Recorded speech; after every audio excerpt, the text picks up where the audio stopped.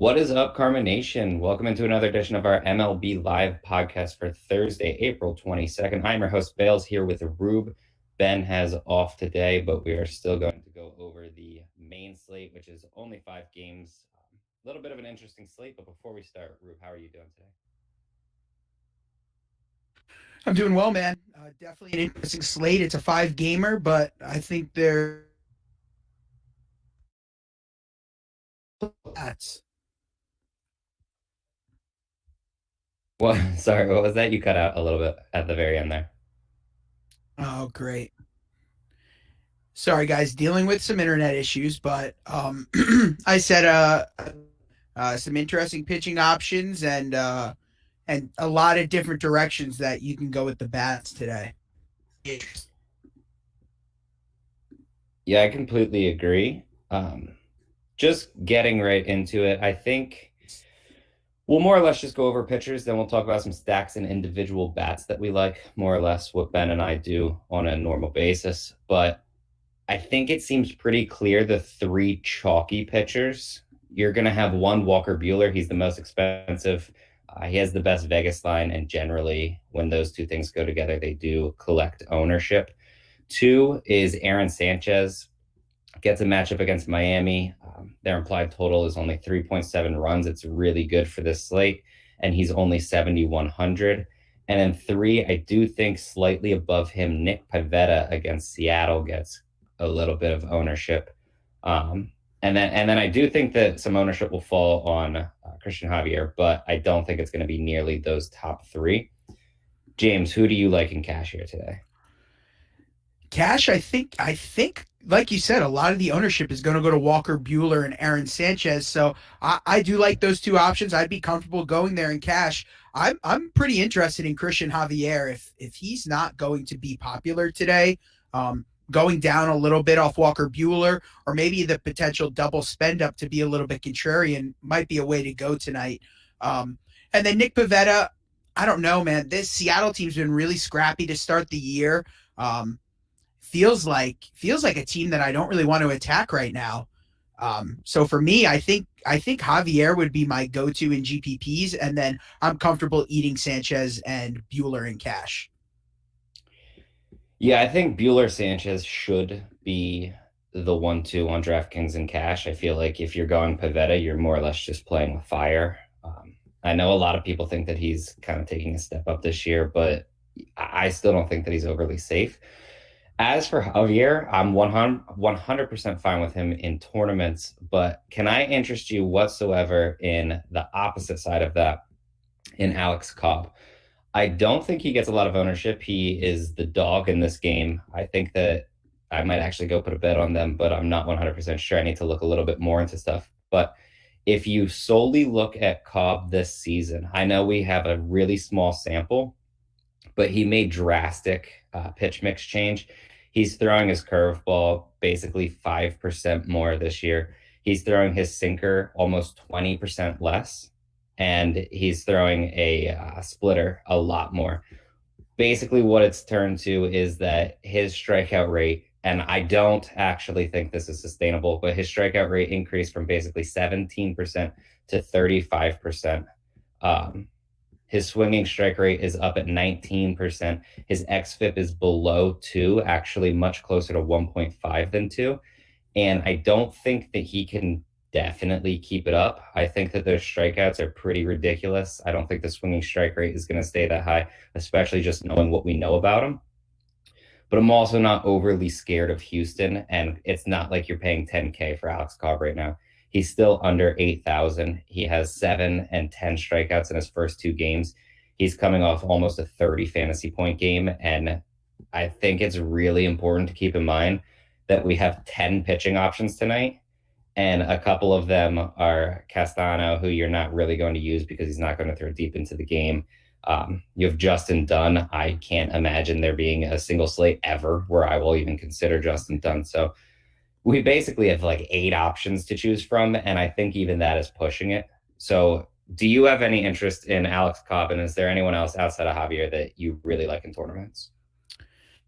Yeah, I mean, you made great arguments there for Alex Cobb, and it made me start to think about it. And then I looked to I, I think it might be the best lineups that they've put out all season with everyone finally healthy. I don't know if you got a chance to look at that. That really would be the only thing that would keep me off of Cobb. Is that I think this is a pretty strong lineup that they're rolling out there today.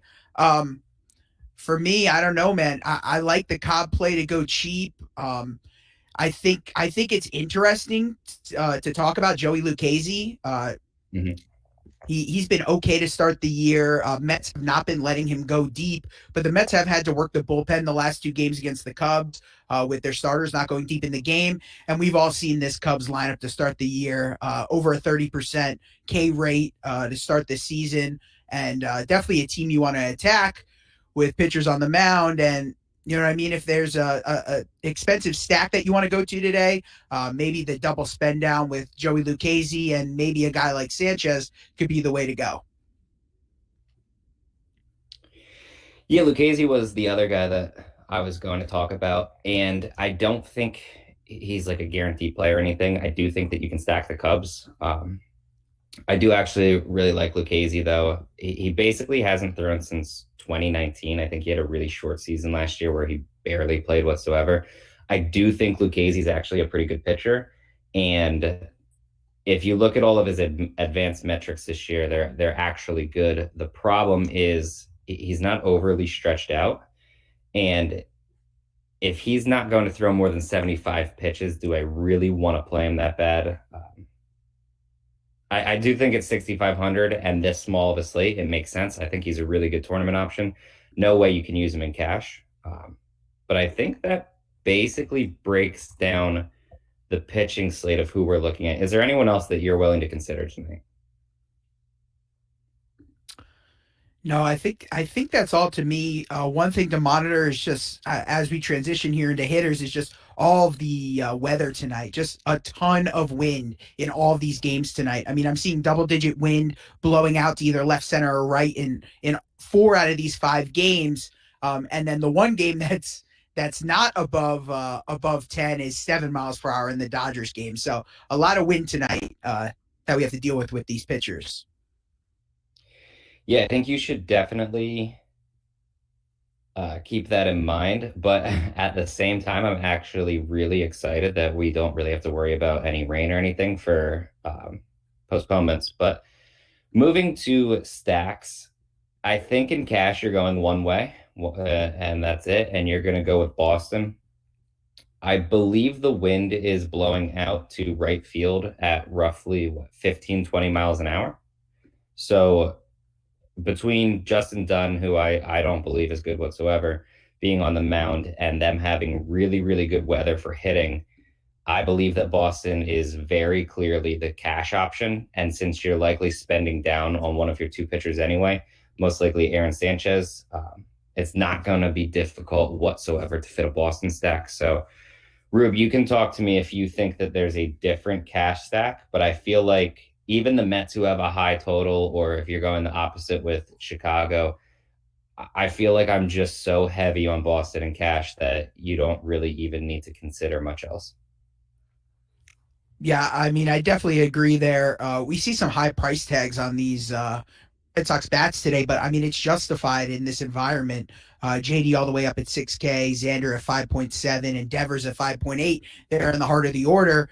I want to play two of those guys. I'm leaning right now to potentially playing Verdugo, JD, and Xander in cash. So yeah, I mean, I completely agree with you.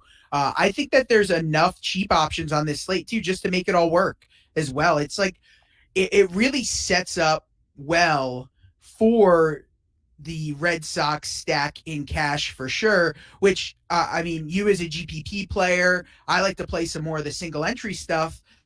Are we getting off the Red Sox today in tournament spells? It's tough. It's tough. My initial thought is that I probably want to go to the Red Sox and differentiate somewhere else. I feel like I probably will use the Red Sox and then maybe spend down for two pitchers. I've actually talked to myself a little bit more onto Alex Cobb. If you use him and Lucchesi, you have plenty of money, even if you want to go 1 through 5 for Boston and you don't want to get weird or anything. At the same time, I do believe that there's other stacks. I think the Mets or the Cubs are fine. If I'm throwing Lucchesi, obviously you're not really going to use the Cubs against them, but I think that either are fine. I do lean towards the Mets. And then another stack that we were kind of talking about before we got on here that I think is really interesting for tournaments is going to be the Dodgers. They get a matchup against Weathers, who, granted, he's thrown well early in his MLB career, but prior to this season, he hadn't thrown higher than a single A ball. And I believe he took all of 2020 off. So do I really think that Weathers can continue to, dominate an offense, especially one as good as the Dodgers? Most likely not. And then another stack that I would more or less be interested in, I think that Seattle's fine. I don't like Pivetta if he's going to be chalky. I think it makes sense to stack against him in tournaments. And then on top of that, Seattle really gets the boost up in weather if the wind's blown out at like 20 miles an hour. So I think that's an interesting spot. But assuming we're getting off of Boston here for tournaments, talk to me about what you want to do tonight. So I agree with you. I think there are a lot of ways to go here for secondary stacks. The Dodgers obviously rival in price to the Red Sox, which is going to make them ultra contrarian for sure. Like I don't think that they catch any ownership at all. Maybe Will Smith at the catcher position, but that's about it. One interesting stack that as I'm looking into their lineup here, the projected lineup that I'm looking, they have some left-handed pitching in the middle of their order, and it's the San Francisco Giants. I mean, we have 12-mile-per-hour winds blowing out to center here in San Francisco tonight.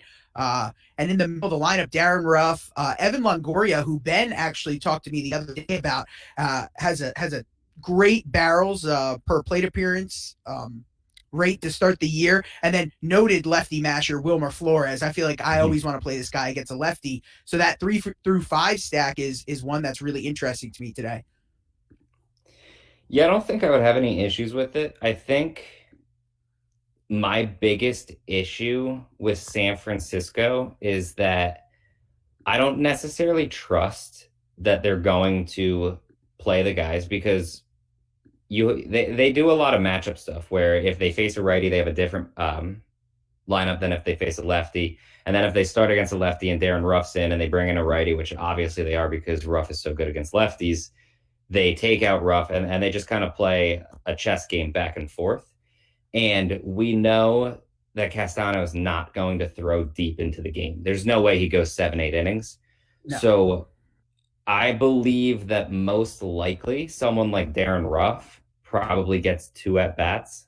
I don't think that that's going to be a problem for Evan Longoria. They're just going to play him the entire game. Even like Wilmer Flores, no real issues with guys like that.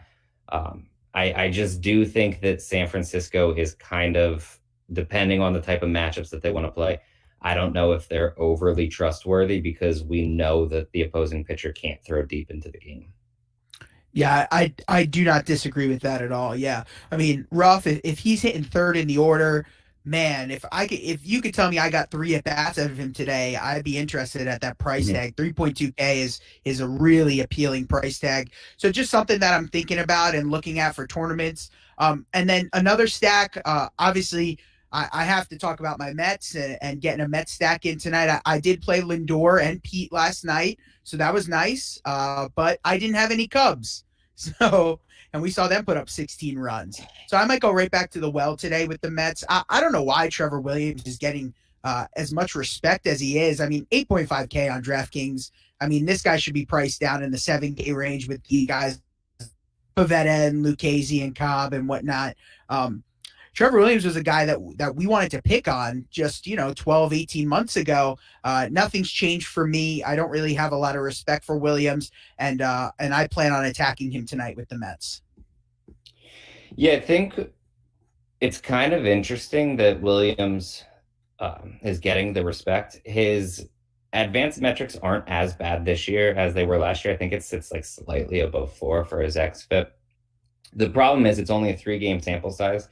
His velocity isn't up. He didn't really change his pitch mix that much. So there's really no reason to believe that any of his advanced metrics are going to hold over the long run. And I do think, I remember last year, you literally, and the year before, really, you just picked on him left and right. I think the weird thing about him was prior to last year, he was so atrocious against left-handed bats that you could just play literally any lefty against him. And then last year, he actually slightly shut down left-handed bats, and was just so bad against righties that he still couldn't get out of the opposing team's lineup. So imagine if you get the game where he struggles against literally both sides of the plate. I mean, it seemed like the Mets could just absolutely demolish that. I think we can, at this point, probably just move to any specific bats that you like. I mean, realistically, there's going to be a lot of bats for like Boston that you like, probably the Mets. So just go ahead and outline a few of your favorite bats, more or less for GPPs at this point. You already hear me talk about Darren Ruff and Wilmer Flores. Those are two guys that I'm definitely interested tonight. And here we go, Bales. It's finally time for the bold call. We need a Michael Conforto home run. It's finally going to happen. We are going to finally get a Michael Conforto home run. So there's my home run call tonight is Michael Conforto against Trevor Williams. And then obviously, like you said, I mean, these Red Sox bats in the heart of the order, Verdugo, JD, and all over them tonight. Yeah, I like that call. I know Conforto's been so bad, but at some point it's going to turn around. I think if I'm going with a home run call here, I think I'm going to go with Taylor Trammell. I actually think that he's pretty solid. He's hitting sixth. He's not going to get a ton of love. I don't care about the matchup against Pivetta. I think that that's absolutely fine. And the wind's blowing out to right field. So I do believe that's going to help left-handed bats much more than it helps righties. So Taylor Trammell is going to be a guy that I'm really looking to try to get into my lineup. I also think that a kind of interesting play that probably doesn't get much ownership is going to be Matt Duffy. He's 2,400, hitting sixth against Lucchesi, and he has first or third base eligibility. I feel like that's a pretty versatile option. Obviously, hits left-handed pitching well, and I don't really have too many issues if you want to play a guy like Matt Duffy. Is there anyone else that, their price tag just sticks out and is terrible, or, you need to get in your lineup tonight before we wrap this up? No, just what do you call it? It's one guy to consider at min price if he's in the lineup for the Dodgers is Sheldon Noose. I believe I said that name right.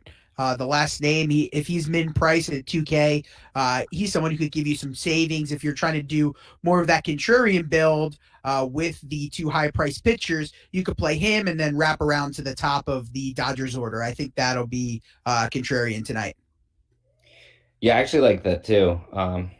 I guess the last thing that I'll leave you guys at for me is, if Dominic Smith is indeed hitting third, I absolutely love that play. Realistically, as long as he's top five, which I can't imagine he isn't.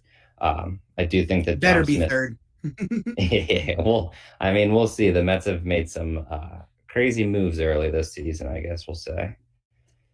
But I think that's about all we have for you guys. Obviously, you can always join us in Discord, ask as many questions. Just head to dfskarma.com. You can get in our Discord for free, pick up any of our core plays. Packages are on the site. We also have free articles that we post daily.